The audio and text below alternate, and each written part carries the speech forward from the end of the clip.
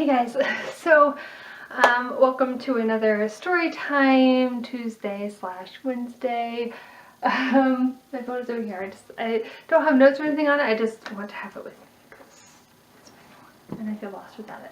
But anyway, hi, happy Wednesday. It is Wednesday, and again, I don't have notes. I know what story I'm doing. Yes, I know what story I'm doing, but I don't have notes because I kept forgetting that I even had this going on. I knew, but I kept forgetting that it was coming up and that it's here and all that jazz. And there's something under this blanket. Anyway, there's also holes in the blanket.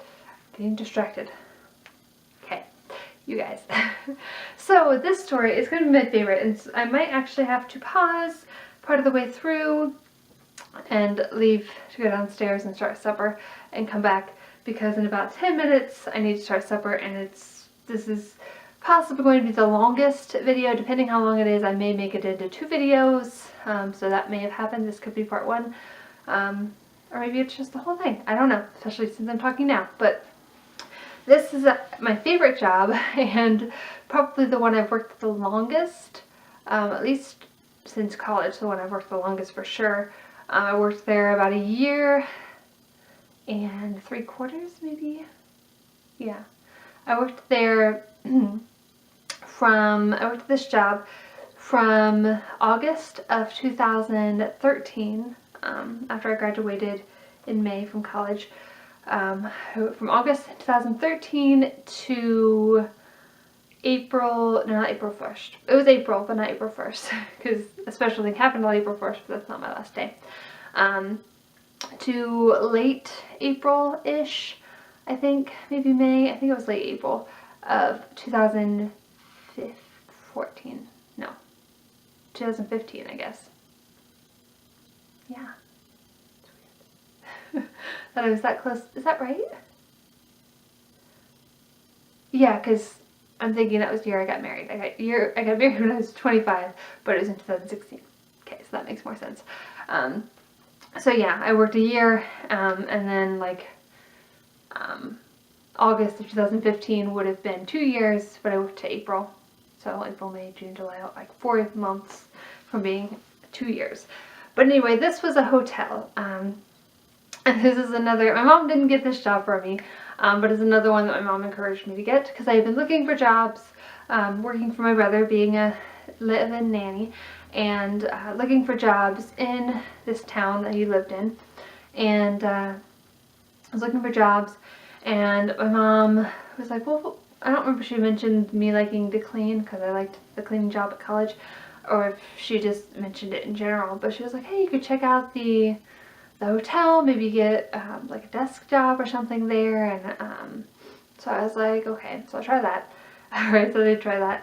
And I needed first shift because I worked second shift watching my brother's kids. So I ended up applying, and I filled out the application there. They were like, oh, well, you can go ahead and fill it out in there, like in the lobby area, and like the lobby / breakfast area, and give it to us, and that'll work out. And I was like, okay. So I got the thing from them, filled it out, took it in. They're like, oh, do you? And like went to the front desk and gave it to them. And I think I applied for like I don't know if I put down housekeeping. I think I put that as an option, that or front desk, but it had to be first shift. And they didn't have any front desk first shifts open at that point. In fact, one girl that worked at the front desk at the time, or well, she kind of was going between housekeeping and front desk. She was on a little bit of both at the time. But she started like 2 weeks before I did, and she was, when I left, the only other person there that, well, had been there when I started. So there's that. But anyway, I turned the application in. They're like, oh, do you have time to do an interview now? And I was like, oh yeah, sure, that's fine. So I did the interview, and I don't know if they told me on the spot that I got the job, or if they called me back later the next day or something. But whatever the case, I got the job, obviously. And I got the housekeeping job. So let me get a little more comfy. Gotta watch the time a little bit too. So I got the housekeeping job, and my boss, I don't want to say his name, we'll call him Fred. We'll call him Fred. That'll be his name in the story. So my boss's name was Fred, and he was pretty nice. I got along with him really well. His personality, though, if you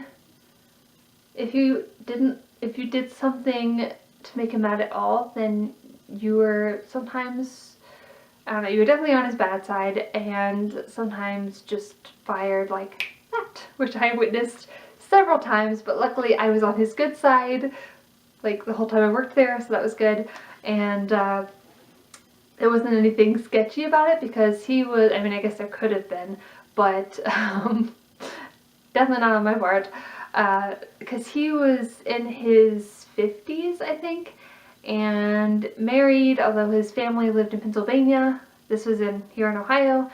His family lived in Pennsylvania. He had a wife and kids and grandkids, all in Pennsylvania, or I'm guessing, I know his wife at least worked in Pennsylvania. I think his kids and grandkids live there too. So it was just him there, but he was in his 50s, and he was a bit overweight. Not that being overweight is unattractive, but it can be sometimes. Not that, anyway, that's not important, but for future parts of the story, nothing going on, but I was very easily on his good side, mainly just because I did my job like I was supposed to do. I remember when I first started, though, I was being trained. There was this girl that was there that I think she had recently started when I started. Sorry, I keep saying a lot.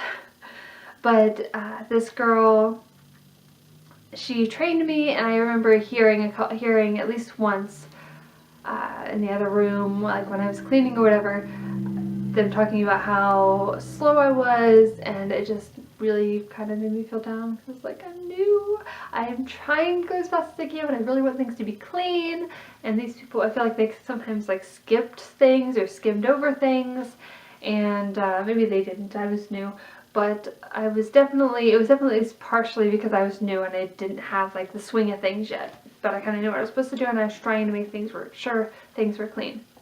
But I kind of felt bad about that when I heard them talking about that, whispering or whatever. So that was a little upsetting. But eventually I did pick up on things, and I did well. I stayed on good terms with my boss, Fred, and I at one point got Charlie during this time. Or maybe I had him before I started. No, I didn't have him before I started because I was working with Clint.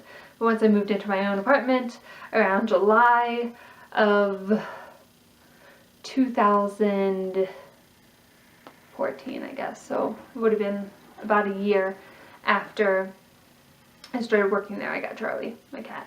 But I would come in like every day with a new big scratch, sometimes like bloody scratches. They weren't bleeding, but they had been bleeding when they happened. Like new scratches on my arms and stuff. And he would just like laugh and shake his head and be like, why don't you just get rid of that cat? Get rid of it.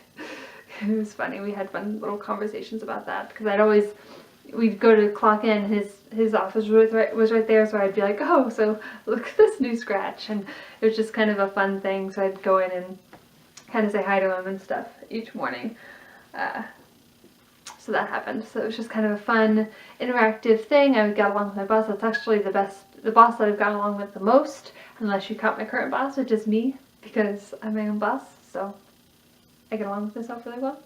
But anyway, we had some fun and banter, and I witnessed some fun banter with him and other people, and it was a good time. He was, in my experience, a good boss. I witnessed some not so, I don't want to say ethical, but not so mature things that he did, and not so, I don't know, boss type things that bosses should do type of things.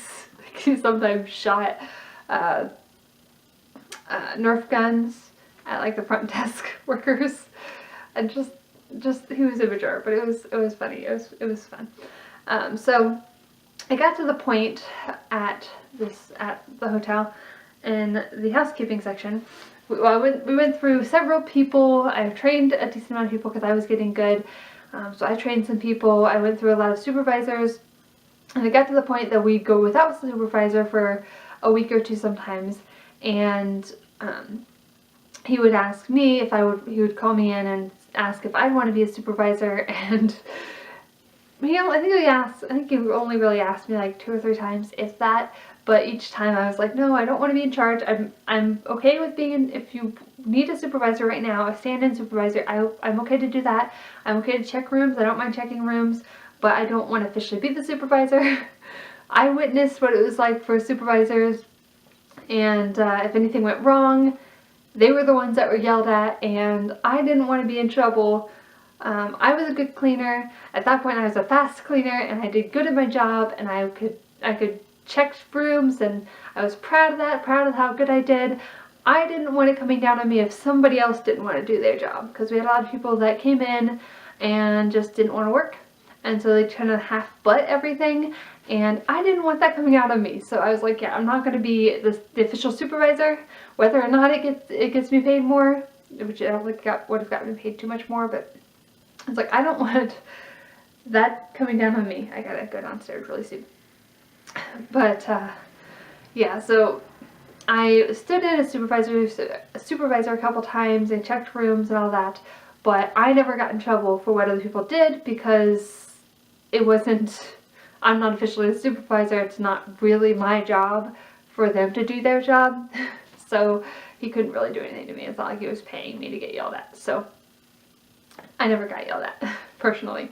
I was part of a group, like the whole housekeepers as a whole, that kind of got scolded or yelled at a couple times and he got mad at, but it was never like me specifically getting yelled at because other people didn't do their job. So that was good.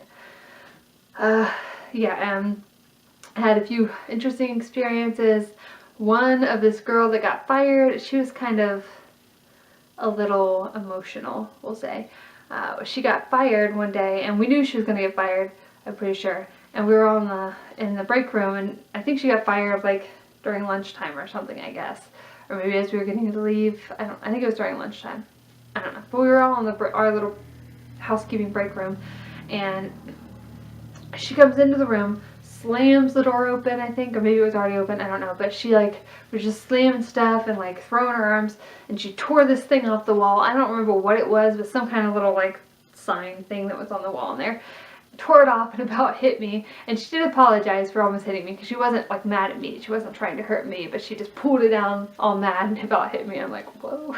And she did apologize. I don't remember if she apologized right then or if she left the room and then ended up coming back and apologizing, but she did apologize, so I have no hard feelings, but it was just kind of crazy when that happened. So there's that. There's another time I was at Brett's apartment hanging out one evening, and I think maybe I hadn't worked that day. I don't remember. I guess I probably didn't work that day. But it was around like 6 or 7 in the evening. I was at Brett's apartment in another town that was like 45 minutes away. Well, the town that I live in now. His apartment here in this town, where he obviously no longer lives. And I was hanging out at his apartment. I think we were even just like hanging out, sitting on his bed or something in his room. And not doing anything sketchy, just hanging out. But I'm pretty sure, I feel like we were sitting on the bed when it happened, but maybe not. But I got a call from my boss, and he said that the people working that day, including the supervisor and I think like 2 other people, so like 3 people, had worked that day, and had not gotten the rooms done by 4 o'clock, which technically the hours were 7 to 4 or 8 to 4 or something, and for housekeepers, but if you didn't get the rooms done by 4, then you left when the rooms got done. That was kind of the unspoken rule that everybody knew. So these people, it came to be 4 o'clock, and there were still rooms. I don't remember how many, but there were still rooms, and the supervisor made an executive decision, and they all left. So my boss was telling me on the phone as he's calling me, as I'm 45 minutes away from work, from the town, and tells me that he fired all 3 of them, and that they needed people, the rooms still needed to be done, asked if there's any way that I could come and help clean. I wasn't the only one that was going to be there. the manager, I guess, one of the managers, main managers at the time, or I guess the only main manager besides him at the time, I think ended up going and stuff, but he asked if I could go, and in my mind it's like, oh, I'm like 45 minutes away, I don't really want to go, I want to hang out here, I just want to be here. But after hearing that he fired those 3 and knowing how what's the word, not sporadic, how like on the moment when he's mad, how he can just do things on the moment, just at a moment's thought without even like thinking about it, I was afraid he was going to fire me if I didn't agree to go. Even though I had no obligation that I had to be there, he's not the kind of person to think that through, and maybe he wouldn't have fired me. Probably 70% chance he probably wouldn't have fired me. But after hearing that he fired them like that, just for leaving one day, I was like, yeah, I'm not going to take the chance. So I was like, yeah, I'll come. There were also several other times where I was called to see if I could come if I could work the next day. Other days not having to do with that situation. But yeah, I did go and I cleaned that night. But there are other days where he called me the night before and asked if I could go in the next day and clean. I think there were mornings where he called me and asked if I could come in, and almost every time, maybe every time I went in and worked, there were several times where I started working breakfast, so I worked breakfast a lot. I didn't love breakfast, but I liked the hours, although there were a lot of times where I'd work breakfast and then I'd work housekeeping too, and so I'd be there from like 5:30 in the morning, sometimes to like 5:30 or 6 in the evening, and I did not like being there all day. When I just did breakfast, it was like 5:30 to like noon, and so I'd have the rest of the day, and that was awesome. Especially on like weekends when I didn't have to watch, well, I only worked on like Sundays, I think. But since it was a weekend, I had the rest of the day to do whatever I wanted. So that was nice. I ended up having a lot of clout, I guess, is that the right word? I was in really good with my boss because I did what I was supposed to, and I came in when nobody else would, and I came in and did rooms when I wasn't hired or when I wasn't like supposed to do rooms that day, and I was just really good about that. So I was on really good terms with him. He knew that I did videos on YouTube, so he'd ask about that. He was in a couple of my Offspring and older videos, which I mentioned in last week's video, I think. And, excuse me, I'm just going to finish it, I think.